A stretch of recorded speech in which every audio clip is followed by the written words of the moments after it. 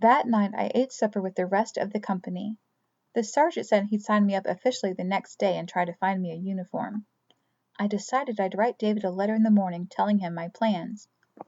I slept on the hallway floor on top of a plush rug. The next morning I woke to the rumble of distant thunder. All around me heads popped out of blankets. "Sounds like the shooting has started on Long Island," someone said. A wave of fear passed over me. We pulled on our hats and boots and hurried outside. The sun was rising, huge, red, and angry. "Fall in," shouted an officer. "March!" I fell into a line of soldiers, feeling out of place with no uniform or musket, marching as best I could. When the men were lefting with their feet, I was righting, but it didn't seem to matter. Joe sensed my discomfort. "We've only been together a few months, so it isn't like you've got much catching up to do," he said. As we marched along, I remembered the letter I had meant to write to David. It would have to wait until later. Crowds of people cheered as we went by, shouting, "Get those lobsterbacks, boys!" At the ferry the company narrowed into single file, to descend the steps to the river. 2 large casks filled with biscuits stood at the top of the stairs. "It's sea bread," Joe said. "Better get you some. One thing I've learned about soldiering is that you always eat as much as you can whenever you can. You don't always know when you'll eat next." I stuffed my pockets with the small biscuits. I bit one and winced. "We smash 'em up with cannonballs," Joe said. "It's the only way. Teeth aren't hard enough." As we descended the steps to the landing below, I felt another jolt of fear. The water was a good mile across. Water, water everywhere. Why was I never able to get away from it? Hundreds of people had gathered, cheering as each boatload of soldiers launched. I followed Joe aboard a long, flat boat. Men in neat white pants and blue jackets manned the oars. I sat down next to one of the sailors, who nodded at me. As we pushed away from the landing, one of the officers shouted, "3 cheers for America, men!" "Hurrah!" the soldiers shouted, punching their muskets heavenward. "Hurrah! Hurrah!" The crowd roared 3 cheers back. A thrill ran through me, and for a moment I forgot my fear. What a great adventure! I was miles and miles from home, and I was a soldier in the Continental Army. The thrill, however, ebbed as we neared Long Island. The roar of cannon grew louder. The smell of sulphur hung heavy in the air, and my mouth went dry. I could see frantic activity on the Brooklyn ferry. Men were unloading boats and equipment, and their distant shouts carried across the water. I focused on the soft grunts of the sailors as they dipped the oars into the water and anxiously watched the shore. The low voice of the sailor next to me interrupted my thoughts. "You're our 5th load today," he said. "Looks like they got quite a battle going on. We'd like to be fighting, but they got us rowing." He sighed. "Guess we're too good with boats. We're Marbleheaders, a slew of fishermen." Marblehead was a fishing town up the coast from New London in Massachusetts. "I'm from New London," I said. "All of you?" the man asked. "We could use some more seamen to help ferry men over." "No, the rest of them are from Western Connecticut. I just joined up." "I was wondering why you didn't have a gun or a uniform." He dipped the oar in the water and pulled back in perfect unison with the other sailors. "So we got us a load of farmers and tanners and blacksmiths. Well, as long as they can shoot, I guess it doesn't matter."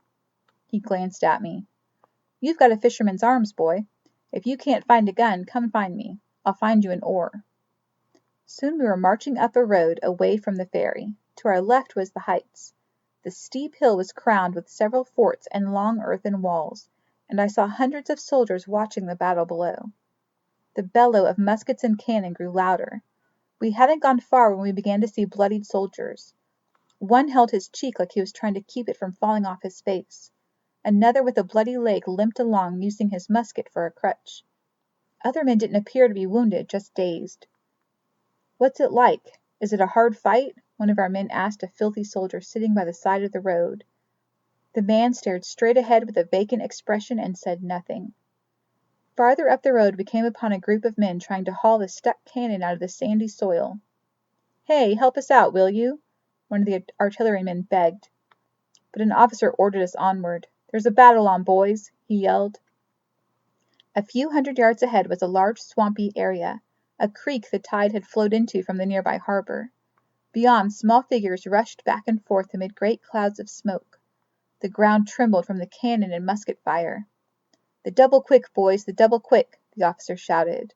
The regiment surged forward in a fast trot. I loped along, gunless and gasping, wondering what madness I had thrust myself into. "You fool," I said to myself. "Why hadn't I stayed with David?" We pulled up next to the water, unable to move forward. The swamp was about 80 yards across, and a strong current coursed through it. In the distance I could see a thin line of scarlet uniforms standing against a sea of the enemy. More British and Hessian troops were rushing up. Rallied by an officer waving a sword, the scarlet line charged. In the thick, clinging smoke men swirled in a wild melee. Musket flashes stabbed the air. Men crumpled to the earth. Screams and curses filled my ears. The roar was deafening, and I stood dumbstruck. The scarlet line fell back to its original place. Again the officer rallied them, and again they charged the enemy. "Good God, it's Lord Stirling and the Marylanders! I recognize the uniforms!" the officer shouted. "They're fighting like wolves!" My mind went to the night Rachel Pratt caught me outside her window and called me wolf. I had nothing in common with the sharp-toothed and fearless beast. A mouse is more like it, I thought. I'm like a mouse trying to avoid a trap. Soon only a handful of the Maryland men were clumped around Stirling, who still defiantly waved his sword at the enemy. "They're covering the retreat!" Joe exclaimed. Stampeding like a herd of wild cattle, the routed Continental Army headed toward the water. Hundreds of soldiers had plunged into the swamp. Some were mired in the mud and screamed for help. I watched in horror as soldiers sank and did not come back up. Wild with fear, others swam desperately toward us. Redcoats suddenly appeared on the shore, and 2 cannons began blasting grapeshot at the swimming soldiers.